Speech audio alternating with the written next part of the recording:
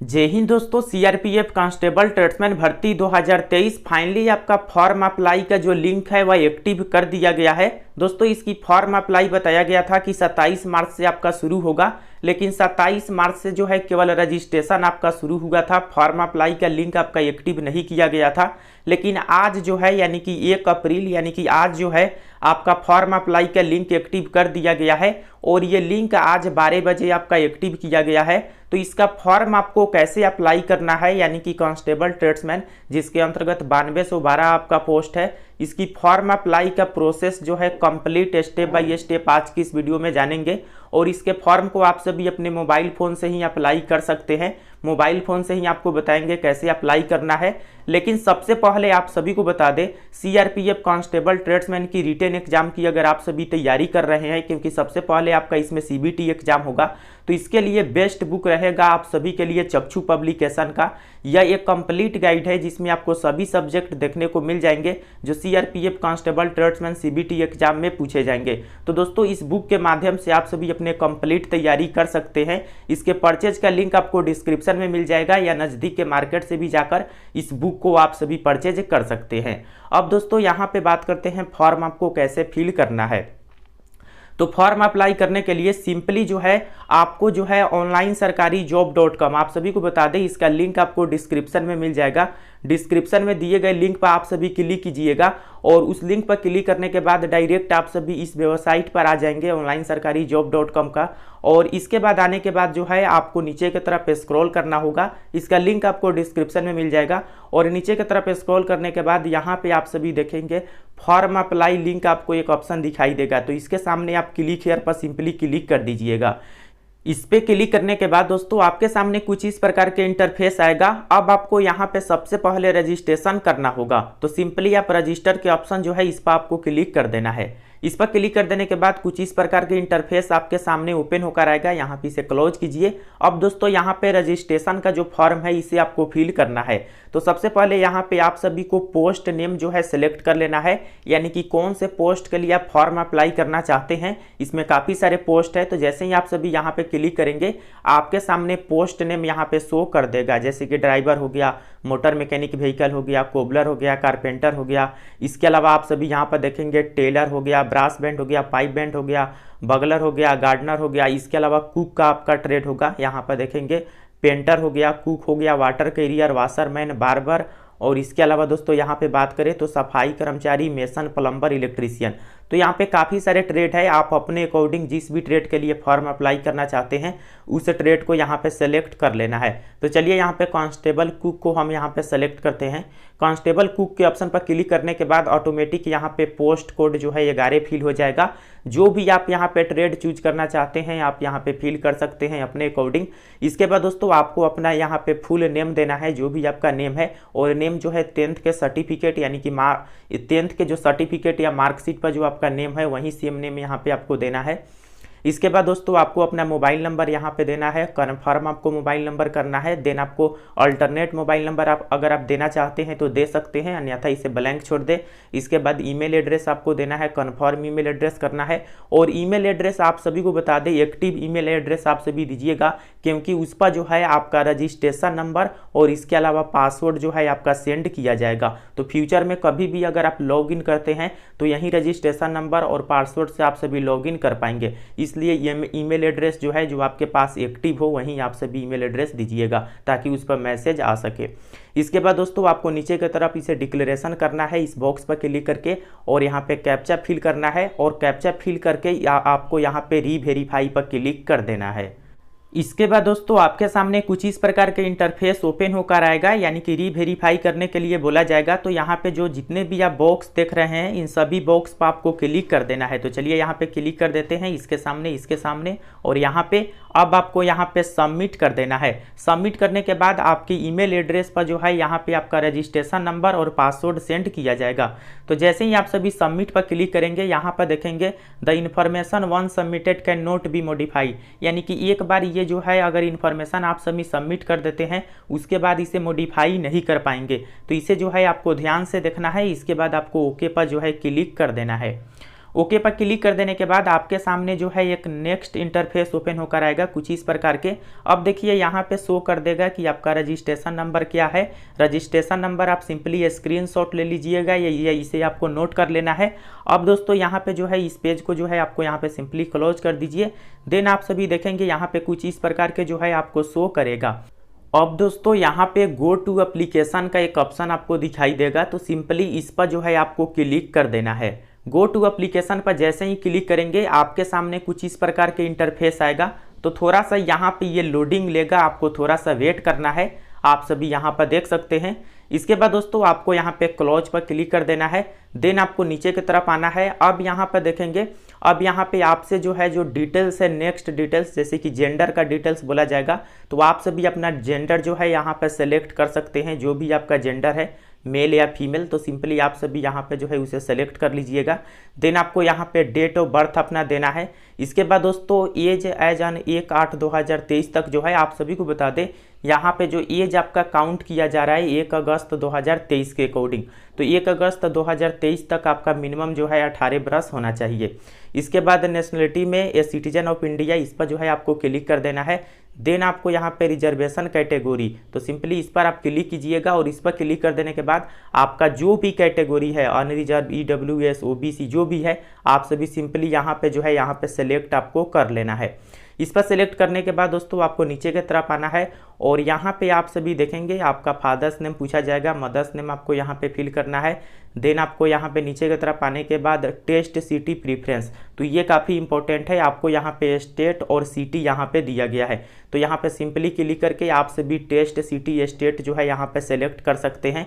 और उसके बाद इस स्टेट के अंतर्गत जो है आपका सिटी क्या होना चाहिए, ये भी यहाँ पे क्लिक करके जो है आप सभी सेलेक्ट कर सकते हैं। तो यहाँ पे सिटी का नाम आपको दिखाई देगा। तो इस तरह से जैसे देखेंगे बिहार स्टेट मैंने यहाँ पे सेलेक्ट किए और सिटी जो है आरा यहाँ पे सेलेक्ट कर लिए है। इसी तरह से अगर आप सभी चाहते हैं कि प्रेफरेंस टेस्ट स्टेट अलग हो मेरा, तो आप यहाँ पे उसे भी सिलेक्ट कर सकते हैं। अगर आप सभी चाहते हैं कि बिहार ही हो तो बिहार सेलेक्ट करके यहाँ पे अदर सिटी आप सभी सेलेक्ट कर सकते हैं। इसके बाद दोस्तों आपसे पूछा जाएगा एक सर्विसमैन डिटेल्स, तो आप सिंपली क्या एक सर्विसमैन है, तो अगर है तो यस, अन्यथा नो आप कीजिए। देन इसके बाद दोस्तों आपसे पूछा जाएगा are you an in service government employ, तो अगर आप सभी गवर्नमेंट एम्प्लॉय है तो आप यस कीजिए, अन्यथा आपको नो कर देना है। सिंपली आपको नो यहाँ पे कर देना है। इसके बाद दोस्तों यहाँ पे पूछा जाएगा कि 1984 और 2002 में जो राइट्स हुआ था, यानी कि जो दंगे हुए थे, उसमें क्या आप शामिल थे या उसके डिपेंडेंट आप है, तो आप सिंपली यहाँ पे नो जो है आपको क्लिक कर देना है। अगर आप है तो यस कीजिए, अन्यथा नो कीजिए। और देन आपको यहाँ पे सेव एंड नेक्स्ट पर जो है क्लिक कर देना है। सेव एंड नेक्स्ट पर क्लिक करने के बाद आपके सामने कम्युनिकेशन डिटेल्स का ऑप्शन आएगा। इसे फिल करने के लिए तो सिंपली आप सभी अपना एड्रेस यहाँ पे फिल कीजिए, एड्रेस लाइन 1, एड्रेस लाइन 2। तो एड्रेस लाइन 1 में आप सभी अपना एड्रेस का कुछ भाग फिल कर सकते हैं, एड्रेस लाइन 2 में बाकी भाग आप सभी फिल कर सकते हैं। इसके बाद आप सभी अपना यहाँ पे कंट्री जो है सेलेक्ट कीजिए, तो इंडिया यहाँ पे आपको सेलेक्ट कर लेना है। स्टेट आपको यहाँ पे अपना सेलेक्ट करना है, डिस्ट्रिक्ट आपको यहाँ पे अपना देना है। इसके बाद पिन कोड आपको यहाँ पे अपना फिल करना है। और आपसे यहाँ पे ये पूछा जाएगा, जैसे कि दोस्तों काफ़ी सारे स्टूडेंट ऐसे होते हैं जिनका कोरोस्पोंडेंस एड्रेस और परमानेंट एड्रेस जो है अलग होता है। तो अगर आपका ऐसा है तो दोनों में डिटेल्स आप सभी अलग अलग फिल कीजिए। और दोनों अगर आपका सेम है, जैसे कि मान लीजिए आपका परमानेंट एड्रेस और कोरोस्पोंडेंस एड्रेस, यानी कि अभी आप जहाँ पे रह रहे हैं वो दोनों सेम है, तो सिंपली जो है आप सभी यहाँ पे पूछा जाएगा is permanent address same as correspondence address, तो आप सिंपली यहाँ पे यस पर कर दीजिएगा। यस पर क्लिक करते ऑटोमेटिक जो है यहाँ पे जो एड्रेस आप कोरोस्पोंडेंस फिल किए रहेंगे वो सेम यहाँ पे आपका फिल हो जाएगा। तो आप सभी जितने भी कैंडिडेट है सभी जो है सेम एड्रेस ही यहाँ पे रखिएगा, एक ही एड्रेस। इसके बाद दोस्तों इसे फिल करने के बाद आपको सेव एंड नेक्स्ट पर जो है क्लिक कर देना है। इसके बाद दोस्तों आपके सामने कुछ इस प्रकार के इंटरफेस आएगा। तो यहाँ पर देखेंगे क्वालिफिकेशन एंड एक्सपीरियंस आपसे मांगा जाएगा। तो क्वालिफिकेशन में सिंपली आप सभी यहाँ पर देख सकते हैं मैट्रिकुलेशन का डिटेल्स आपको फिल करना है। तो यहाँ पे 10th में जो है आपका बोर्ड क्या था, इसके अलावा ईयर ऑफ पासिंग क्या था, यानी कि कौन से ईयर में आप पास किए थे, इंस्टीट्यूट का नेम आपका क्या था। इसके अलावा दोस्तों यहाँ पे सब्जेक्ट कम्बिनेशन आपको देना है। देन आपको यहाँ पे आप सभी देखेंगे, आप सभी को बता दें यहाँ पे please select any of the following, तो इस पर आप जैसे ही आप सभी क्लिक करेंगे आपसे पूछा जाएगा कि परसेंटेज आपका था या CGPA था या ग्रेड ऑफ मार्क्स था। तो दोस्तों आप सभी को पता होगा कि अलग अलग स्टेट बोर्ड में तो परसेंटेज ही रहता है। तो आपका जो भी है यहाँ पे अगर आपका सीजीपीए है तो उसे सिलेक्ट कीजिए, अगर आपका परसेंटेज का सिस्टम है 10th में तो परसेंटेज सिलेक्ट कीजिए। तो चलिए यहाँ पे परसेंटेज पर हम क्लिक कर देते हैं। अगर आपका सीजीपीए है तो उसे आप सिलेक्ट कर लीजिए। इसके बाद यहाँ पे मैक्सिमम मार्क्स आपको देना है, यानी कि 10th में मैक्सिमम कितना आपका मार्क्स था, यानी कि टोटल कितने मार्क्स का एग्जाम हुआ था और कितना मार्क्स आपका टोटल में से आया। जैसे कि मान लीजिए अगर आपका 500 मार्क्स का टोटल एग्जाम हुआ है और इसमें से कितना आपका नंबर आया है ये आपको देना है। तो यहाँ पे टोटल मार्क्स आपको देना है और इसके बाद कितना अटेम्प्ट किए वो आपको देना है। इसके बाद दोस्तों ऑटोमेटिक यहाँ पे परसेंटेज जो है आपका फिल हो जाएगा, यानी कि जैसे ही आप सभी टोटल डालेंगे और कितना मार्क्स आया उसके बाद परसेंटेज ऑटोमेटिक यहाँ पे फिल हो जाएगा। इसके बाद दोस्तों यहाँ पे 12th का आपको अपना डिटेल्स देना है। अगर आप 12th पास नहीं है तो इसे आप ब्लैंक छोड़ सकते हैं। अगर आप 12th कर लिए हैं तो 12th का डिटेल्स आपको यहाँ पे फिल करना है, क्योंकि 10th लेवल का ये भर्ती है तो 10th का डिटेल्स तो फिल करना अनिवार्य है। लेकिन जो भी कैंडिडेट मान लीजिए 12th पास नहीं है तो वैसे कैंडिडेट इसे ब्लैंक भी छोड़ सकते हैं, क्योंकि यहाँ पे आप सभी देखेंगे जो स्टार मार्क यहाँ पे आप देख रहे हैं ये जहाँ पर भी लगा होगा इसका मतलब उसे आपको फिल करना होगा। तो 12th अगर आप पास है तो 12th का यहाँ पे डिटेल्स आप सभी फिल कर दीजिएगा, जैसे कि आपका बोर्ड क्या था, year of passing, institute name क्या था और इसके अलावा आपका परसेंटेज सीजीपीए जो भी सिस्टम है यहाँ पे सिलेक्ट कीजिए। देन आपका कितना जो है टोटल मार्क्स का एग्जाम हुआ था और कितना मार्क्स आपको आया था वो आपको देना है। और देन आपको यहाँ पे इसके बाद फिल करके आपको सेव एंड नेक्स्ट का जो ऑप्शन आप सभी देख रहे हैं इस पर आपको क्लिक कर देना है। इसके बाद दोस्तों आपके सामने कुछ इस प्रकार के इंटरफेस आएगा। अब यहाँ पे बोला जाएगा डॉक्यूमेंट एंड पेमेंट, तो आपको अब अपना डॉक्यूमेंट अपलोड करना है। तो देखिए दोस्तों डॉक्यूमेंट में जो है आप सभी यहाँ पे पासपोर्ट साइज आपको फ़ोटो अपलोड करना है और फोटो का साइज जो है 50 से 100 KB के बीच होना चाहिए और ये फ़ोटो जो है JPG या JPG फॉर्मेट में आपका होना आवश्यक है। इसके बाद दोस्तों यहाँ पे आपको अपना सिग्नेचर अपलोड करना है जो कि 50 से 100 KB के बीच होना चाहिए। इसके बाद दोस्तों यहाँ पे बात करें जो आपका यहाँ पे 10th का सर्टिफिकेट या मार्कशीट आप सभी दोनों में से कोई एक अपलोड कर सकते हैं। और इसके अलावा 12th का अगर आप सभी डिटेल्स फिल किए हैं तो उसका सर्टिफिकेट या मार्कशीट आप सभी को यहाँ पे अपलोड करना होगा, लेकिन ये मैंडेटरी नहीं है। अगर आप सभी चाहते हैं अपलोड करना तो अपलोड कर सकते हैं, अन्यथा इसे ब्लैंक भी छोड़ सकते हैं। और दोस्तों आप सभी को बता दें ये फॉर्म हम अनरिजर्व के अंतर्गत अप्लाई कर रहे हैं, इसलिए यहाँ पे कास्ट सर्टिफिकेट नहीं बोला जा रहा है अपलोड करने के लिए। लेकिन अगर आप सभी OBC, SC, ST या EWS से फॉर्म अप्लाई कर रहे हैं तो आपको यहाँ पे कास्ट सर्टिफिकेट का एक ऑप्शन आता है, उसे भी आपको अपलोड करना पड़ेगा। हम अनरिजर्व से फॉर्म अप्लाई कर रहे हैं इसलिए यहाँ पे कास्ट सर्टिफिकेट का ऑप्शन नहीं आया है। तो इन सभी डॉक्यूमेंट को आपको अपलोड कर देना है। देन आपको 100 रुपया आपको यहाँ पे पेमेंट करना होगा। तो इन सभी डॉक्यूमेंट को अपलोड करके यहाँ पे पेमेंट जो है आपको ऑनलाइन का जो है इस पर आपको क्लिक कर देना है। यहाँ पे जैसे ही आप क्लिक करेंगे इसके बाद आपको यहाँ पे जो है इन सभी को जो है डिक्लेयर आपको कर देना है, यानी कि इन सभी बॉक्स में आपको क्लिक कर देना है। इसके बाद आपको कैप्चा फिल करना है और कैप्चा फिल करके आपको प्रीव्यू पर जो है क्लिक कर देना है। प्रीव्यू पर क्लिक करने के बाद आपके सामने कुछ इस प्रकार के इंटरफेस आएगा जहां पे आप जो भी डिटेल्स फिल किए हैं वो सभी डिटेल्स यहां पे आपका शो कर देगा। और दोस्तों आप सभी को बता दें यहाँ पे कोई भी अगर आपको लग रहा है कि अगर आपने कोई भी गलती किए हैं तो फिर से आप सभी इसे सुधार कर सकते हैं, लेकिन एक बार फाइनल सबमिट के बाद इसे आप सुधार नहीं कर पाएंगे। इसलिए यहाँ पे आप सभी अच्छे तरीक़े से जो है प्रीव्यू इसका देख लीजिएगा। अगर आपका सभी कुछ सही है तो आप यहाँ पे ओके पर क्लिक कीजिएगा। और देन दोस्तों ओके पर क्लिक करने के बाद यहाँ पे जो है आपको कुछ इस प्रकार के इंटरफेस आएगा। अब आपको यहाँ पे सबमिट पर जो है क्लिक कर देना है। सबमिट पर क्लिक करने के पहले एक बार आप सभी कंप्लीट डिटेल्स जो है प्रीव्यू करके देख लेना है। अगर सब कुछ सही है तो आप सभी सबमिट पर जो है क्लिक कर दीजिए। सबमिट पर क्लिक करने के बाद यहाँ पे देखेंगे please view photograph before submit, तो यहाँ पे ओके करते हैं। यहाँ पे फोटोग्राफ बोला जा रहा है कि एक बार देखने के लिए, तो यहाँ पे व्यू अपलोड फोटो पर क्लिक करते हैं। अब इसे बैक कर देते हैं। इसके अलावा दोस्तों जितने भी है सभी को आपको व्यू करना है, यानी कि सभी को आपको एक बार देखना है, तो यहाँ पे क्लिक करते हैं। देन आपको यहाँ पे भी आपको क्लिक करके एक बार चेक कर लेना है। अब दोस्तों यहाँ पे जो है सबमिट पर क्लिक कर देते हैं। सबमिट पर जैसे ही आप क्लिक करेंगे यहाँ पे कुछ इस प्रकार की इंटरफेस आएगा। अब आपको यहाँ पे आई एग्री पर क्लिक कर देना है।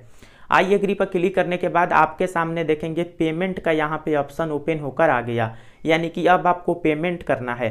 तो देखिए पेमेंट आप SBI नेट बैंकिंग के through, state bank debit card के through, other bank net banking के through, other bank debit card के थ्रू, या इसके अलावा क्रेडिट कार्ड के थ्रू, या इसके अलावा आप सभी चाहे तो यूपीआई के थ्रू भी पेमेंट कर सकते हैं। तो सबसे आसान तरीका है, अगर आपके पास डेबिट कार्ड है तो डेबिट कार्ड के थ्रू आप सभी कर दीजिए, या नेट बैंकिंग के थ्रू कर दीजिए, या हो सके तो आप सभी यूपीआई के थ्रू भी कर सकते हैं। यहाँ पे यूपीआई का भी ऑप्शन है, तो जो भी मेथड आपको अच्छा लगे उसके थ्रू आप कर सकते हैं। तो यहाँ पे जैसे यूपीआई के थ्रू करना चाहते हैं तो सिंपली इस पर क्लिक कीजिएगा। इस पर क्लिक कर देने के बाद इस प्रकार का इंटरफेस आएगा। इसके बाद यहाँ पे बोला जाएगा 100 रुपये आपको पेमेंट करने के लिए। अब यहाँ पे आपको QR कोड से अगर आप करना चाहते हैं तो यहाँ पे क्लिक कीजिएगा, और इस पर क्लिक कर देने के बाद दोस्तों आप सभी यहाँ पर देखेंगे आपके सामने कुछ इस प्रकार के इंटरफेस आएगा। इस QR कोड को स्कैन करके आप सभी पेमेंट कर सकते हैं। तो दोस्तों इस तरह से आपको पेमेंट करना है। मैं यहाँ पे पेमेंट नहीं करने वाला हूँ, क्योंकि डेमो के लिए मैं आप सभी के लिए ये वीडियो बनाए हैं। तो आई होप आप सभी समझ गए होंगे। पेमेंट कीजिएगा, पेमेंट करने के बाद जो है आपका यहाँ पे फॉर्म अप्लाई का जो प्रिंट है वह डाउनलोड होकर आ जाएगा। तो आई होप आप सभी समझ गए होंगे। कोई भी सवाल हो कमेंट सेक्शन में बताइए। फिर मिलते हैं नेक्स्ट वीडियो में, और इसकी फॉर्म अप्लाई का लिंक आपको डिस्क्रिप्शन में मिल जाएगा। तब तक के लिए जय हिंद, वंदे मातरम।